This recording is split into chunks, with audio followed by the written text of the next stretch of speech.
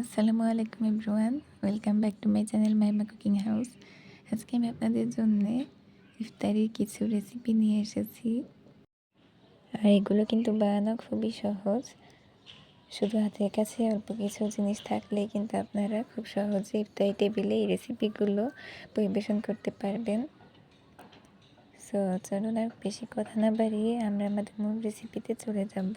কিন্তু তার আগে যারা এখনও আমার চ্যানেলটি সাবস্ক্রাইব করেননি কিন্তু আমার ভিডিওটি দেখছেন, তারা অবশ্যই আমার চ্যানেলটি সাবস্ক্রাইব করে দেবেন এবং পাশে থাকা বেল আইকনটি বাজিয়ে দিবেন। সো চলুন আমরা এবার আমাদের মূল রেসিপিতে চলে যাচ্ছি। সো ফার্স্টে আমি ডিম সেদ্ধ করে নিয়েছি দুটো। এটা আমি এখন ঠিক এভাবে করে কেটে নিচ্ছি।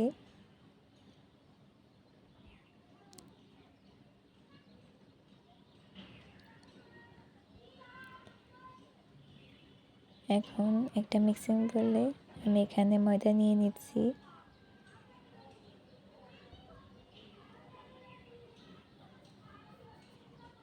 এখানে আমি ময়দা 2 কাপের মতো নিয়ে নিয়েছি আর সামান্য লবণ দিয়েছি আর কালো জিরা দিয়ে দিয়েছি এখানে সামান্য পরিমাণ, এবং এর সাথে আমি এখানে তেল দিয়ে দিয়েছি। এবার ভালো করে ইনগ্রিডিয়েন্টসগুলোকে হাত দিয়ে মিশিয়েছি।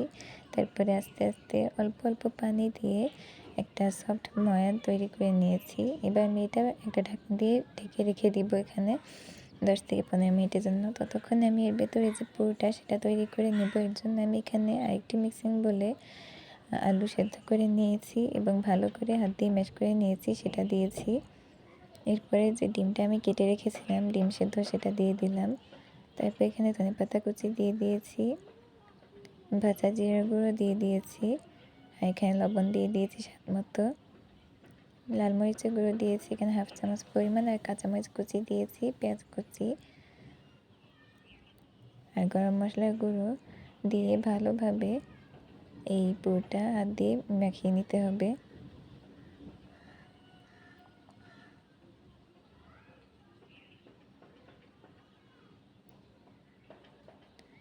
এই তো আমার এই পুরোটা তৈরি করা হয়ে গিয়েছে, আর এদিকে কিন্তু আমার এই ময়ানটা রেডি হয়ে গিয়েছে। এবার আমি এটা থেকে মিডিয়াম শেপ করে লেচি কেটে নিচ্ছি, তারপরে একটা এভাবে করে বেলে নিচ্ছি। একটু লম্বা আকৃতির করে বেলে নিতে হবে। এরপরে আমি এখানে পুর পরিমাণ মতো নিয়ে নিয়েছি, যে পুরটা আমি এইমাত্র তৈরি করলাম। এখন বেনি যেভাবে করে কাটে সেভাবে করে আমি 4 সাইড থেকে কেটে নিচ্ছি।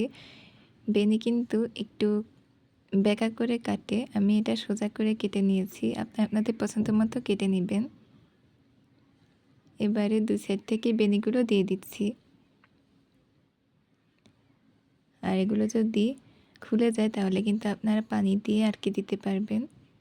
আর এই রেসিপি যেগুলো আজকে আমি আপনাদের দেখাচ্ছি, এগুলো কিন্তু আপনাদের বাসায় অল্প কিছু উপকরণ থাকলেই কিন্তু আপনারা খুব সহজে তৈরি করে ফেলতে পারবেন, কোনো ঝামেলা ছাড়াই।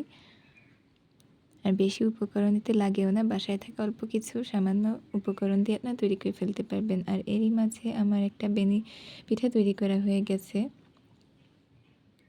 একে একে সবগুলো পিঠা আমি তৈরি করে নিয়েছি। এখন প্যানে তেল গরম করতে দিয়েছি। তেল গরম হয়ে এলে আমি একটা একটা করে পিঠা দিয়ে দিয়েছি। এবারে রেড ব্রাউন করে ভেজে নিয়েছি। দেখতেই পাচ্ছেন কতটা সুন্দর কালার এসছে। এখন এগুলো আমি তেল ঝরিয়ে উঠিয়ে নিচ্ছি।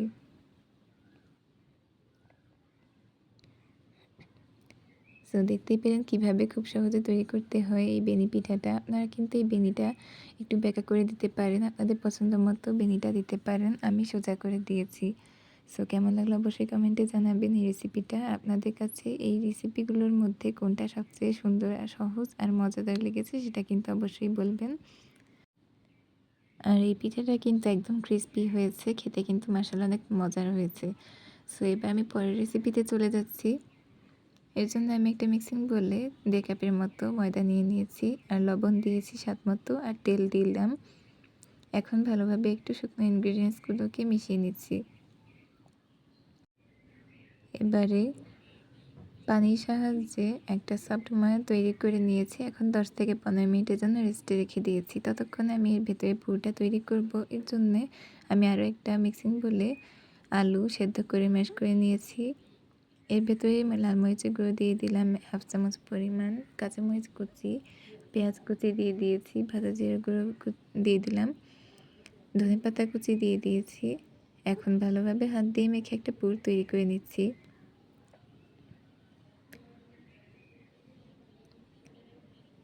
আর এই পুরটা তৈরি করতে করতে আমার এখানে এই 10 থেকে 15 মিনিট হয়ে গেছে। এখন এর থেকে ছোট করে লেচি কেটে নিয়ে বেলে নিচ্ছি। এই রুটিটা কিন্তু বেশি মোটাও না বা বেশি পাতলাও হবে না, একদম মিডিয়াম আর কি হবে। এখন যে পুরটা আমি তৈরি করে রেখেছিলাম সেই পুরটা আমি এর মাছ বরাবর দিয়ে দিয়েছি। আর ডিম আমি সেদ্ধ করে কেটে নিয়েছি একটা একটা স্লাইস করে, সেই একটা স্লাইস আমি এখানে দিয়ে দিয়েছি। এখন আবারও সেই বেনি পিঠার মতো বেনি 4 সাইড থেকে কেটে নিয়েছি। আর এটা কিন্তু আপনারা বেঁকা শেপ করেও করতে পারেন। আমি আমার পছন্দ মতো এভাবেই তৈরি করে নিয়েছি। সো এই বেনিগুলো একদম একটা গায়ের পা একটা একদম সুন্দরভাবে জোড়া লাগিয়ে দিয়েছি। দেখতে পাচ্ছেন কতটা সুন্দর লাগছে দেখতে, একদম ফুলের মতো লাগছে। আর একে একে আমার সবগুলো পিঠা তৈরি করা হয়ে গিয়েছে। আর এবারে আমি চুলায় তেল গরম করে এই একটা একটা করে পিঠা ছেড়ে দিচ্ছি। এই তো আমার সব পিঠাগুলো ভেজে নেওয়া হয়ে গিয়েছে। দেখতে কতটা সুন্দর লাগছে দেখতেই পাচ্ছেন। আর খেতে কিন্তু এটা অসম্ভব মজাদার হয়েছে।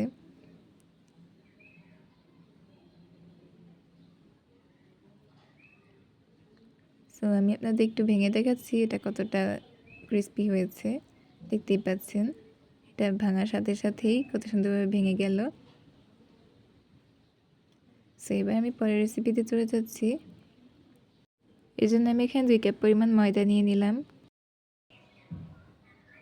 এরপরে স্বাদ মতো লবণ দিয়ে দিলাম আর তেল দিয়ে দিয়েছি। এবারে হাত দিয়ে একটু ভালোভাবে মিশিয়ে নিচ্ছি শুকনো ইনগ্রিডিয়েন্টসগুলোকে।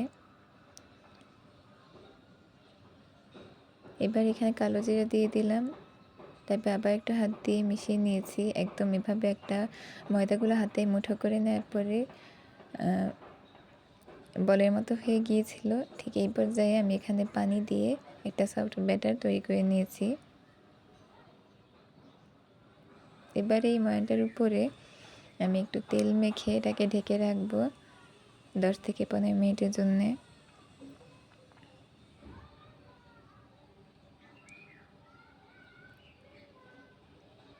এবারে আমি একটা ফ্রাই প্যানে পেঁয়াজ ভেজে নিচ্ছি। এর ভেতরে আমি একটু লবণ দিলাম, তারপরে কাঁচামরিচ কুচি দিয়েছি। এরপরে আমি এখানে রসুনের গুঁড়ো দিয়ে দিয়েছি। এই রসুনের গুঁড়োর রেসিপিটা কিন্তু আমার চ্যানেলে দেওয়া আছে, আপনারা কিন্তু চাইলে দেখে আসতে পারেন। এবার হলুদের গুঁড়ো আর মরিচের গুঁড়ো একে একে দিয়ে দিলাম। এখানে ভাজা জিরার গুঁড়ো দিয়ে দিয়েছি। আর একটা টমেটো আমি গ্রেট করে নিয়েছি, সেই টমেটোটা দিয়ে দিলাম। এরপরে এখানে চাট মশলা দিয়ে দিয়েছি। তারপরে আলু এভাবে চৌকো করে কেটে আমি সেদ্ধ করে নিয়েছিলাম, সেই আলুটা আমি এর ভেতরে দিয়ে কিছুক্ষণ কষিয়ে তারপরে এই খুন্তিটা দিয়ে একটু আধা ভাঙা করে দিচ্ছি।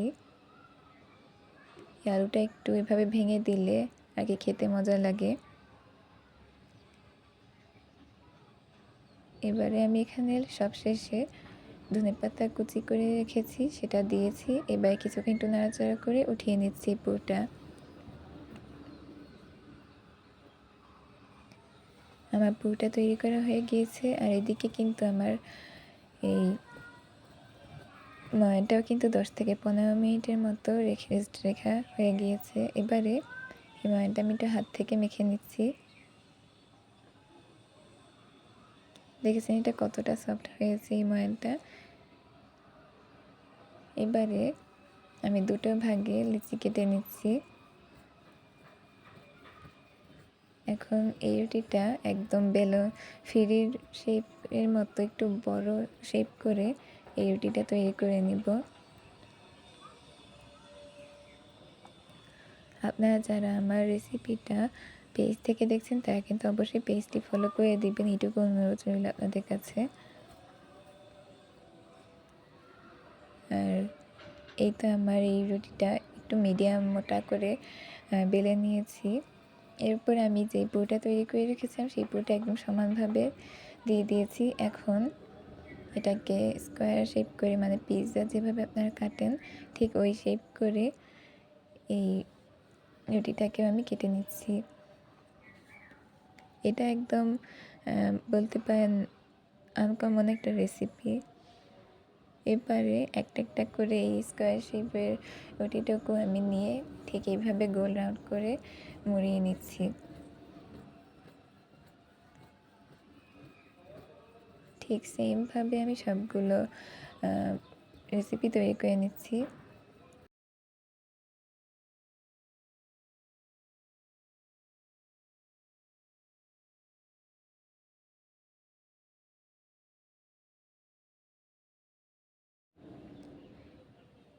এই স্ন্যাক্সটা ভাজার জন্য আমি এখানে ময়দা নিয়ে নিয়েছি, তারপর গরম মশলা গুঁড়ো নিয়ে নিয়েছি, তারপর লাল মরিচের গুঁড়ো নিয়ে নিলাম, আর লবণ স্বাদ মতো নিয়ে পানি দিয়ে একটা ব্যাটার তৈরি করে নিচ্ছি। এই ব্যাটারে আর কি আমি কোট করি, তারপরে এই স্ন্যাক্সটা ভাজবো। তাহলে বাইরেটা ক্রিস্পি হবে আর খেতেও কিন্তু দারুণ লাগবে। সো এইদিকে আমার এই সবগুলো স্ন্যাক্স তৈরি করা হয়ে গেছে।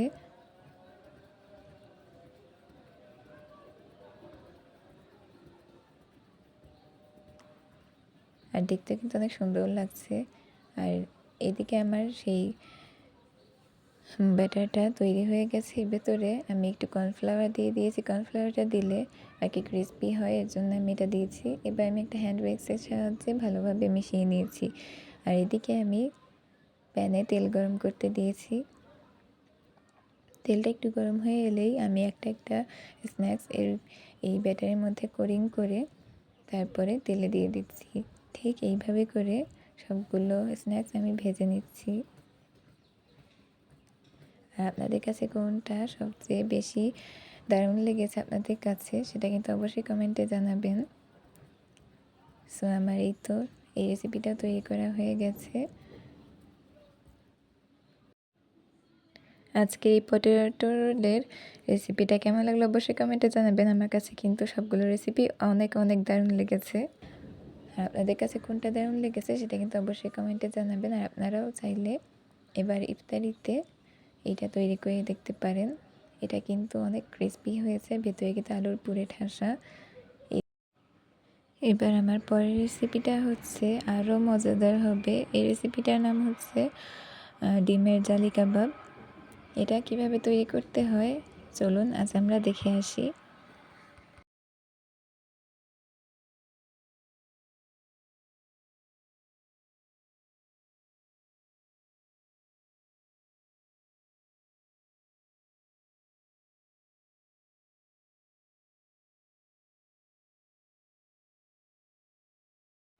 সো এর জন্য প্রথমে আমি এখানে একটা ডিম সেদ্ধ করে নিয়েছিলাম, সেটা একটা গ্রেটারের সাহায্যে গ্রেট করে নিচ্ছি।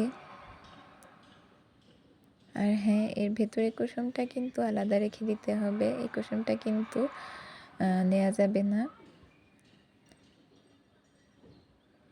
আর এখানে এই ডিমটা আরও একটা ডিমের কুসুম আমি অর্ধেক করে নিয়ে এই সাদা অংশটা একটু লম্বা করে এভাবে কেটে নিচ্ছি, দেখতেই পাচ্ছেন। এই দুভাবে আমি ডিম কেটে নিয়েছি। এই কুসুমটা এখানে আলাদা থাকবে। এই কুসুমটাকে আমি একটু ভেঙে নিয়েছি। আর এখানে আমি একটা মিক্সিং বলে আলু সেদ্ধ করে ম্যাশ করে নিয়েছি। এর ভেতরে দিয়েছি ধনেপাতা কুচি, কাঁচামরিচ কুচি, পেঁয়াজ বেরেস্তাটা দিয়েছি। পেঁয়াজ বেরেস্তাটা দিলে কিন্তু এই রেসিপিগুলো খেতে অনেক দারুণ লাগে। এখন এর ভেতরে লাল মরিচের গুঁড়ো দিয়ে দিলাম 1/2 চামচ পরিমাণ, ভাজা জিরা গুঁড়ো দিয়ে দিয়েছি, হলুদের গুঁড়ো দিয়ে দিলাম, আর গরম মশলার গুঁড়ো দিয়ে দিলাম, আর এখানে স্বাদ মতো লবণ দিয়ে দিয়েছি। আর যেই আমি ডিমটা আমি দুভাবে কেটে নিয়েছিলাম সেই ডিমটা এর ভেতরে দিয়ে দিলাম।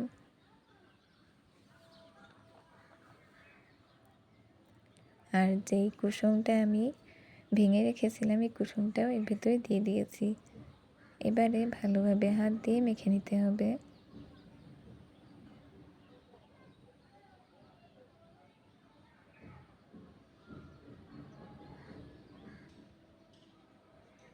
এই তো আমার ভালোভাবে মেখে নেওয়া হয়ে গিয়েছে। এখন হাতে অল্প পরিমাণ এই পুরটা নিয়ে একদম কাবাবের মতো একটা শেপ করে দিচ্ছি। ঠিক সেমভাবে আমি এখানে সবগুলো কাবাব তৈরি করে নিয়েছি।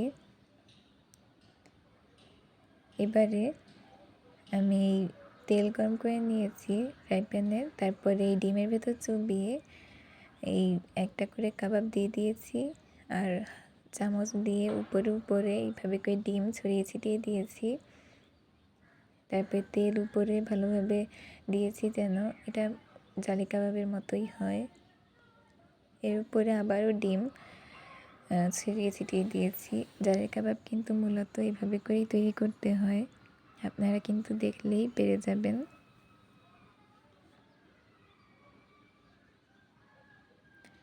এই তো আমার একটা জালি কাবাব তৈরি করা হয়ে গিয়েছে। একই পদ্ধতিতে আমি সবগুলো কাবাব তৈরি করে নিয়েছি। দেখতেই পাচ্ছেন কতটা সুন্দর কালার হয়েছে, আর খেতে কিন্তু এটা অনেক মজার হয়েছিল। আর এটা বাইরে থেকে যতটা ক্রিস্পি, ভেতরে কিন্তু ডিমের অংশ আছে, তারপর আলু আছে, খেতে কিন্তু একদম ইয়াম্মি ছিল। সো আপনারা ইফতারি টেবিলে এরকমের সুন্দর সুন্দর রেসিপি রাখলে অবশ্যই ইফতারি টেবিলটাও দেখতে অনেক সুন্দর হবে, আর খেতে কিন্তু এগুলো অসম্ভব মজাদার হয়ে থাকে। আমি আমার বাসায় এগুলো তৈরি করার পরে কিন্তু ইফতারি টেবিলে অল্প কিছু সময়ের মধ্যেই সব শেষ হয়ে গিয়েছিল। আপনারা চাইলে কিন্তু এই রেসিপিগুলো একবার ট্রাই করে দেখতে পারেন। আর আপনাদের উদ্দেশ্যে কিছু কথা বলতে চাই। এই রমজান মাসে আমি আপনাদেরকে সহজ পদ্ধতিতে অনেক সুন্দর সুন্দর ইফতারি রেসিপি বা যে কোনো ধরনের রেসিপি দেওয়ার চেষ্টা করছি। এই রমজান মাসে রোজা রেখেই কষ্ট করে আপনাদের জন্য রেসিপিগুলো তৈরি করছি। এর জন্য আপনারা প্লিজ আমাকে একটু সাপোর্ট করবেন। আশা করি আপনারা রিকোয়েস্টটুকু রাখবেন আমার। সো আজকে এই রেসিপিগুলো আপনাদের কাছে কেমন লাগলো অবশ্যই কমেন্টে জানাবেন, আর জানাতে কিন্তু ভুলবেন না। সো আজকে আমি আর এত কথা বাড়াচ্ছি না, আজকের মতো আমি এখানেই বিদায় নিচ্ছি। আপনারা সবাই ভালো থাকবেন, সুস্থ থাকবেন। আল্লাহ হাফেজ।